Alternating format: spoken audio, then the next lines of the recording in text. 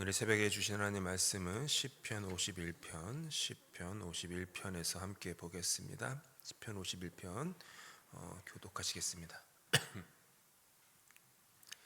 하나님이여, 주의 인자를 따라 내게 은혜를 베푸시며 주의 많은 긍휼을 따라 내 죄악을 지워 주소서.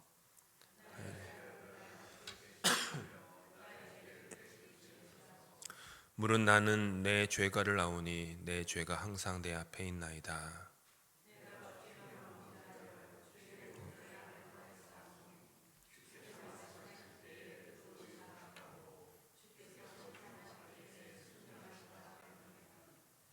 내가 죄악 중에 출생하였으며 어머니가 죄 중에서 나를 잉태하였나이다.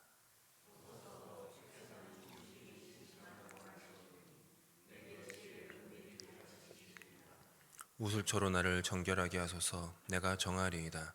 나의 죄를 씻어 주소서. 내가 눈보다 희리이다.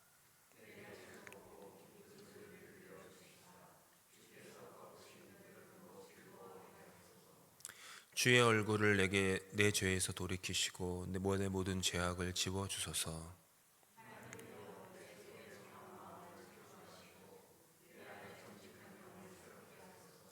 나를 주 앞에서 쫓아내지 마시며 주의 성령을 내게서 거두지 마소서.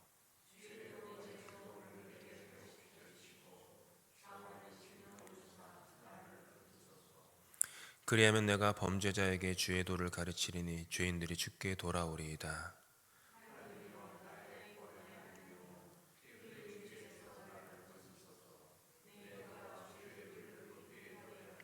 주여, 내 입술을 열어 주소서.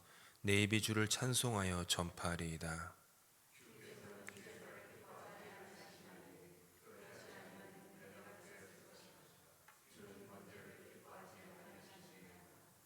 하나님께서 구하시는 제사는 상한 심령이라. 하나님이여, 상하고 통회하는 마음을 주께서 멸시하지 아니하시리이다.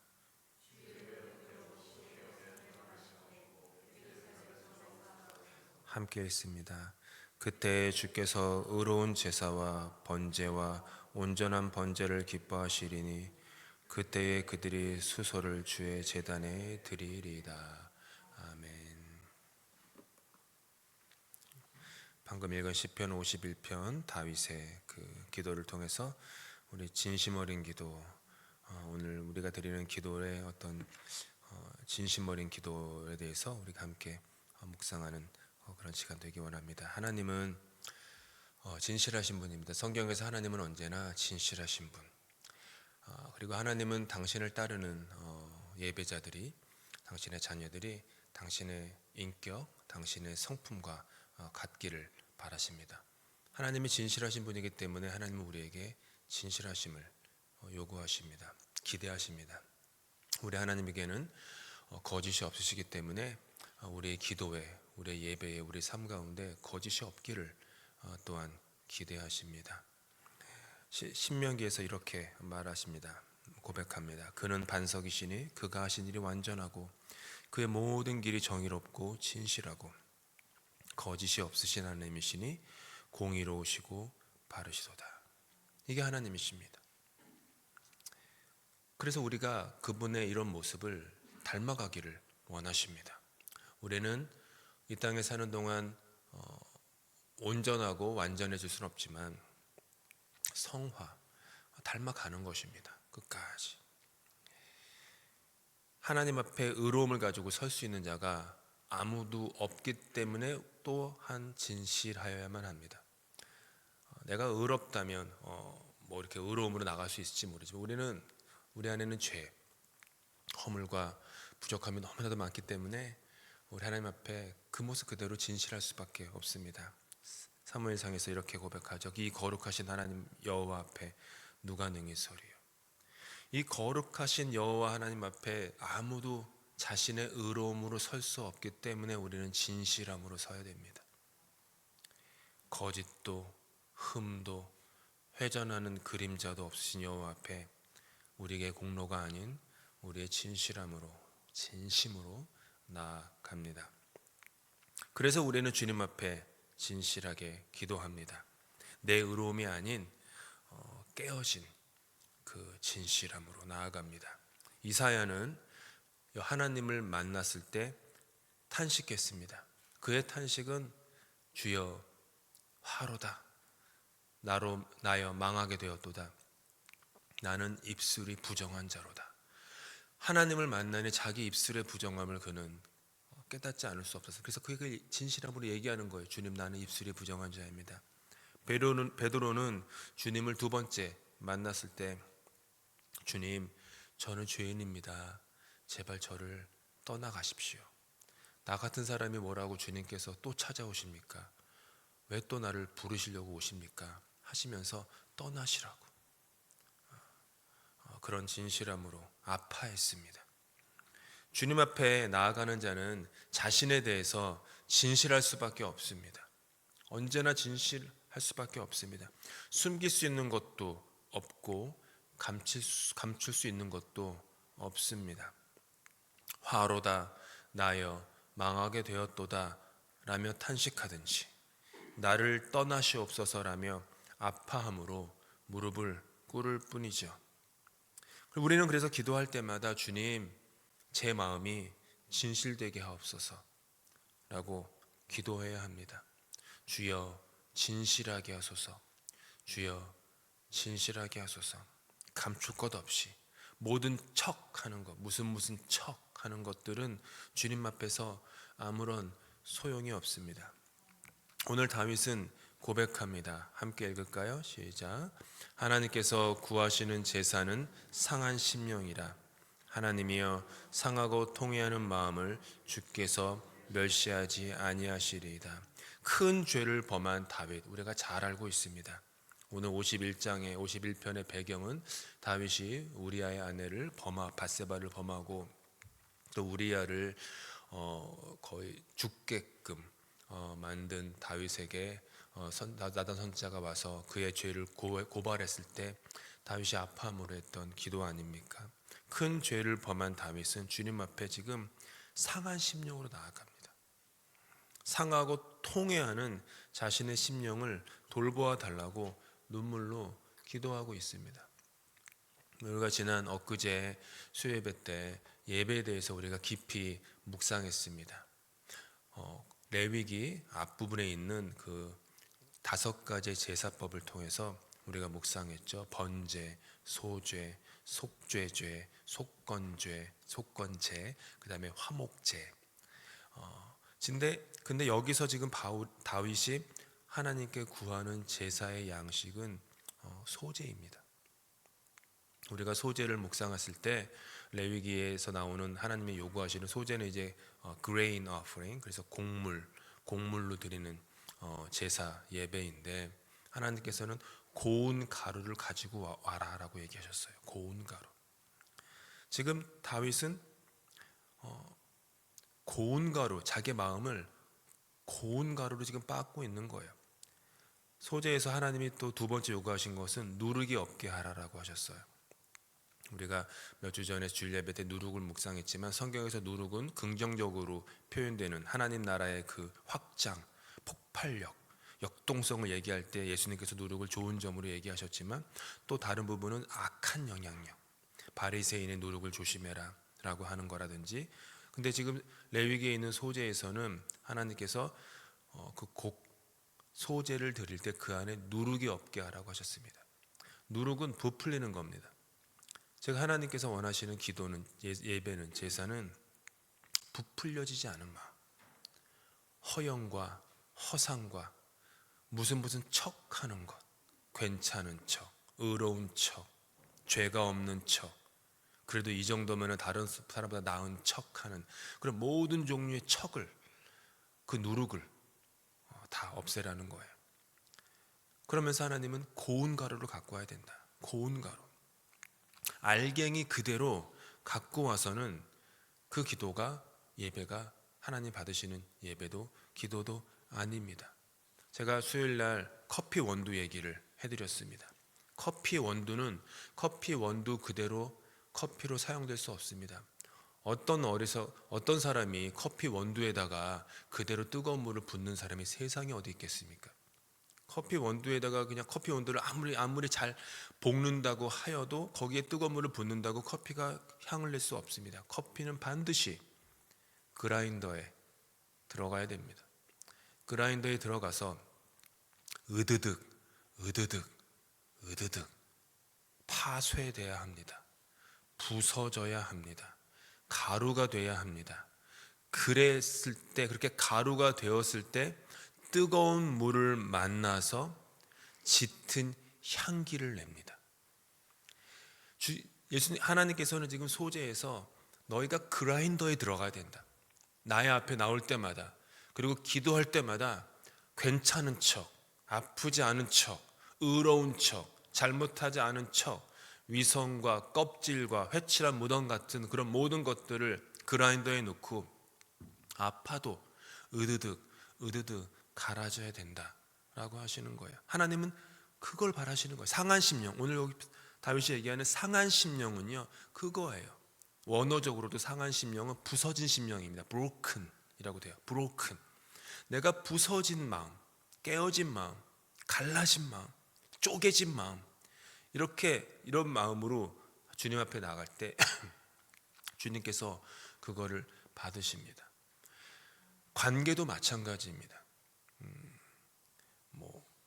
우리가 여러 가지 요리를 하시거나 할 때 가루는 섞습니다.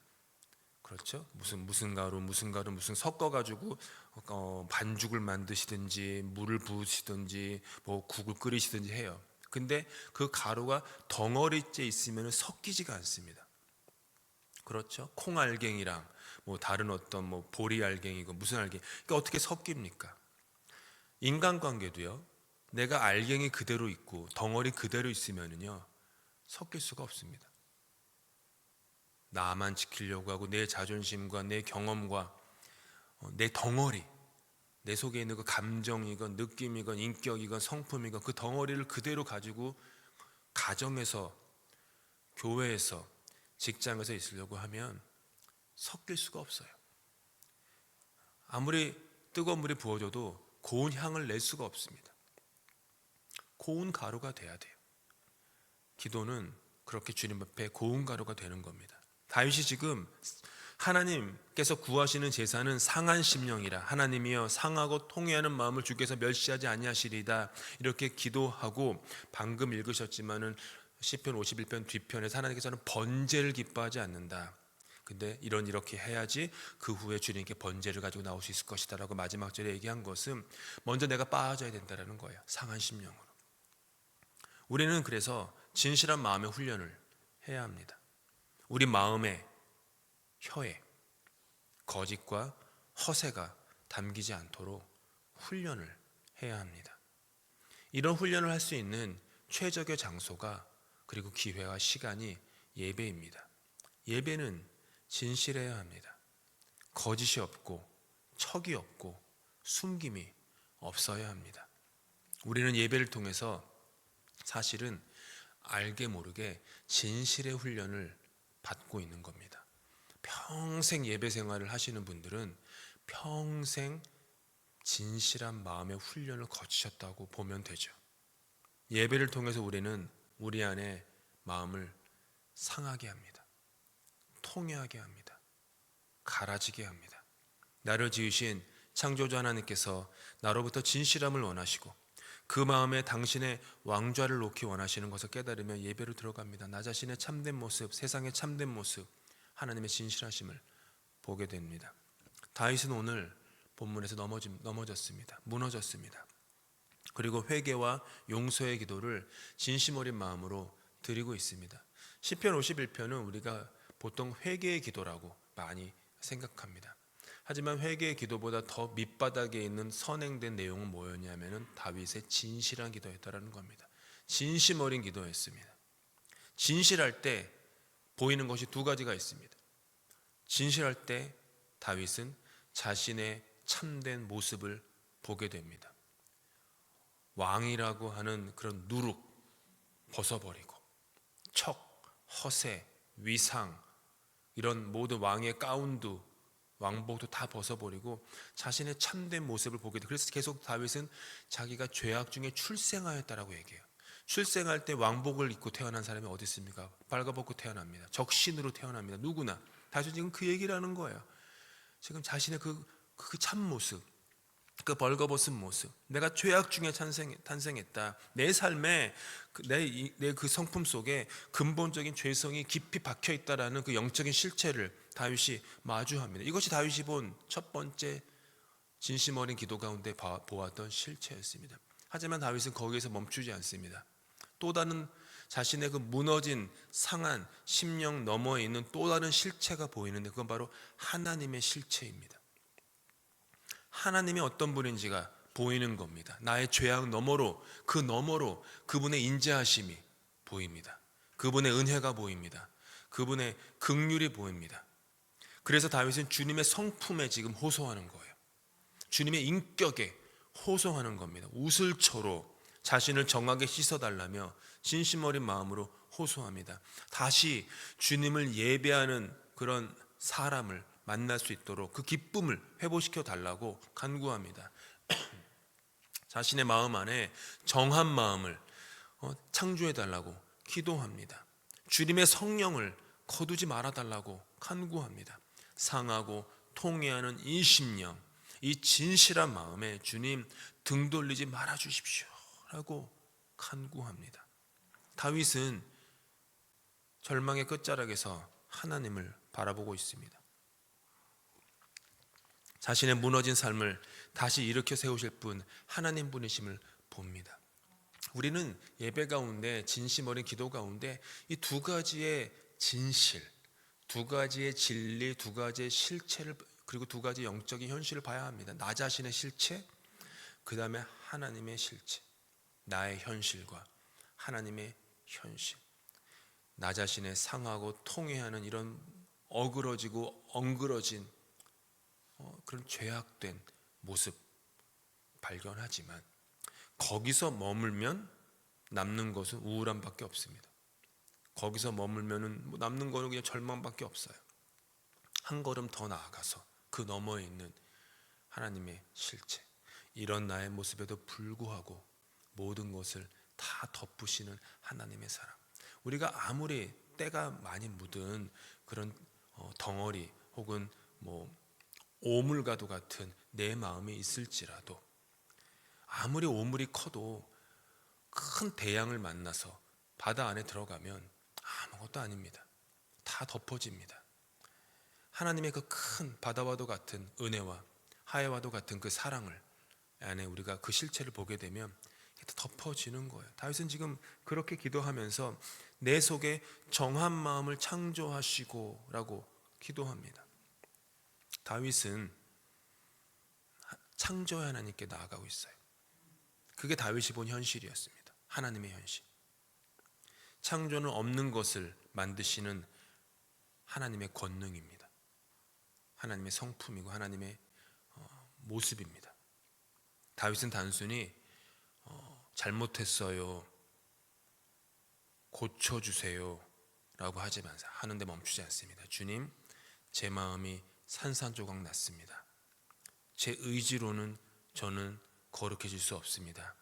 그러니 창조주이신 하나님 아버지께서 제 안에 새로운 마음을, 정결한 마음을, 깨끗한 마음을, 온전한 마음을, 거룩한 마음을 창조하여 주시옵소서. 이렇게 기도하는 겁니다. 실수하고 넘어지고 힘든 삶의 무게로 마음이 상해 있어도 괜찮습니다.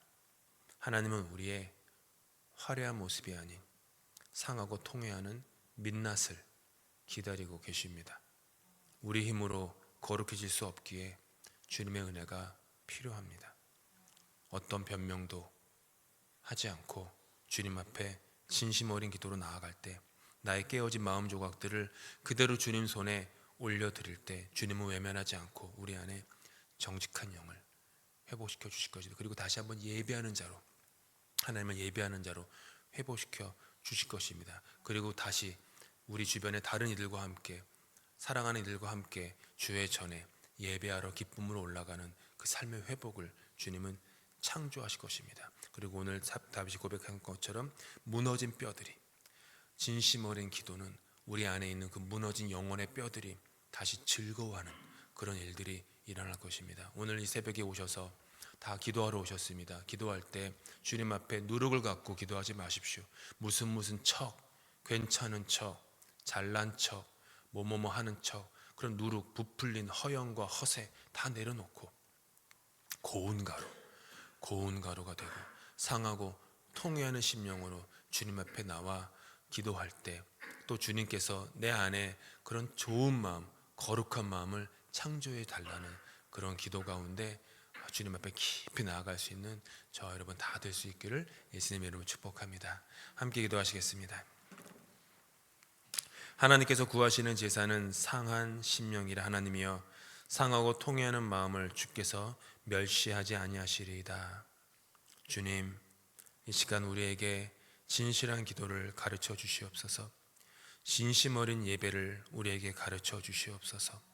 상하고 통회하는 마음으로 나아가게 하여 주시옵소서. 우리의 민낯을 갖고 나아가게 하여 주시옵소서. 하지만 우리의 기도가 나 자신의 부족하고 깨어진 모습의 그 웅덩이만 머물지 않게 하시고 바다와도 같은 주님의 은혜, 바다와도 같은 주님의 용서, 주님의 인자함까지 흘러갈 수 있도록 은혜 베풀어 주시옵소서. 그래서 창조의 주님을 만나게 하여 주시옵소서. 없는 것을 만드시는 주님, 내 안에, 우리 안에 정한 마음을 창조하시고 예배의 즐거움을 회복하시고 삶의 의미와 목적을 회복시켜 주시고 정직한 영을 새롭게 빚어 주시옵소서. 그래서 다시 한번 우리가 주님 앞에 주님을 닮아가는 그런 주님의 성품을 닮아가고 주님을 따라가는 당신의 자녀로 나아갈 수 있는 그런 온전한 기도, 진심 어린 기도, 진심 어린 예배가 우리의 삶에 더욱더 풍성하도록 우리의 기도와 우리의 예배를 축복하여 주시옵소서.